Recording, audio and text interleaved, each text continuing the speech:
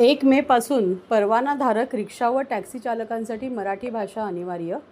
येत्या 1 मे महाराष्ट्र दिनापासून परवानाधारक रिक्षा व टॅक्सी चालकांना मराठी भाषा येणे अनिवार्य करण्यात येणार आहे. याबाबत मोटार परिवहन विभागाच्या 59 प्रादेशिक व उपप्रादेशिक कार्यालयांमार्फत परवाना तपासणी मोहीम राबवण्यात येणार असून संबंधित चालकांना मराठी लिहिता व वाचता येते का याची पडताळणी केली जाणार आहे.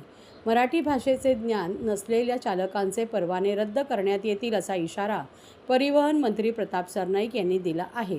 मंत्री सरनाईक म्हणाले की मोटार परिवहन विभागामार्फत रिक्षा किंवा टॅक्सी चालकांना परवाना देताना स्थानिक भाषेचे म्हणजेच मराठी भाषेचे ज्ञान असणे हा नियम आधीपासूनच लागू आहे. मात्र मुंबई महानगर क्षेत्र, छत्रपती संभाजीनगर, नागपूर यांसारख्या शहरांमध्ये अनेक परवानाधारक चालकांना प्रवाशांशी मराठी संवाद साधता येत नाही. तसेच काही चालक मराठी बोलण्यास टाळाटाळ करतात.